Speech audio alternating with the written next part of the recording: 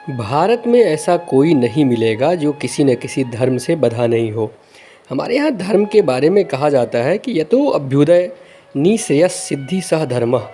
समान अर्थों में देखा जाए तो जिस कार्य को करने से हम सांसारिक और पारलौकिक उन्नति सिद्ध कर सकते हैं, परलौकिक संपदा और भौतिक उन्नति के माध्यम से अनेक विषयों के भोग से सुख प्राप्त होता है, आपका जीवन चलता रहे और आपको आत्मज्ञान अनात्म बंध से मोक्ष मिल जाए, वही धर्म है।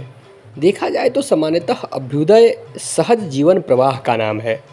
इसमें भोग शामिल है किंतु आपको ज्ञान पूर्ण करता है। धर्म पूर्णता का दूसरा नाम भी है।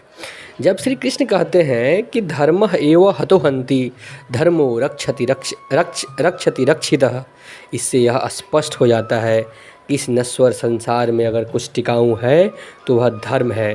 गिरधारी जब यह कहते हैं कि धर्म को मारने वाले को धर्म खुद नाश कर देता है, इसके साथ वह यह भी कहते हैं कि अगर आप धर्म की रक्षा के लिए खड़े होते हैं तब धर्म आपकी रक्षा करता है। धर्म हर काल खंड में अजेय है। उसे परास्त करने का दुस्साहस बहुतों ने किया और भर मुँह माटी बकोट कर माटी में मिल गए। नवरात्रि धर्म के विजय की गाथा है। यह धर्म के जागृत चेतना का उत्सव है। नवरात्रि का उत्सव ईश्वर के नारी रूप को समर्पित है। नवरात्रि से नए रात का बोध होता है। वह नया रात अपने शक्ति और सामर्थ्य को पहचानने के लिए है।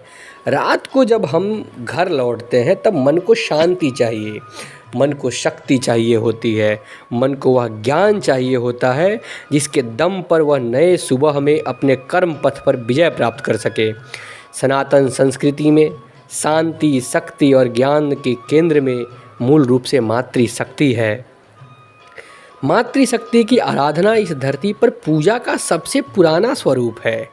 सनातन संस्कृति में जीवन माँ के गर्भ से शुरू होकर धरती माँ की गोद में खत्म हो जाता है। भारत में आप उत्तर दक्षिण चाहे पूरब से पश्चिम कहीं चले जाइए, आपको कुछ दिखे या ना दिखे परंतु देवी का मंदिर जरूर दिखेगा। हमारे यहाँ नारियों को आदर देने का इतिहास बहुत पुराना है। हमारे यहाँ देवी के स्वरूपों को चुनने की आज़ादी है।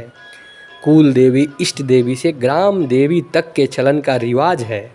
माँ का दिव्य शक्ति स्वरूप लेकर अवतार लेना और मधु कैटभ, शुंभ निशुंभ और महिषासुर जैसी नकारात्मक शक्तियों के प्रतीक इन असुरों पर विजय प्राप्त करके सनातन सत्य और सामाजिक शांति को पुनः स्थापित करने की गौरव गाथा को हम सभी इन दिनों नवरात्रि में याद करते हैं। आज के परिवेश में भी अनेक रूपों में समाज में असुरी प्रवृत्तियां मौजूद है जो अनेक प्रकार के छद्म रूपों को रचने में माहिर है।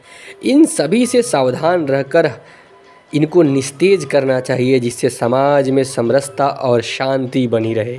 माँ का वात्सल्य हम सभी पे बना रहे और नवरात्रि हम इसी कामना के साथ मनाएं कि माँ हम सभी को आध्यात्मिक और मानसिक शक्ति से समृद्ध करे, दुष्टों का नाश हो और विश्व का कल्याण हो।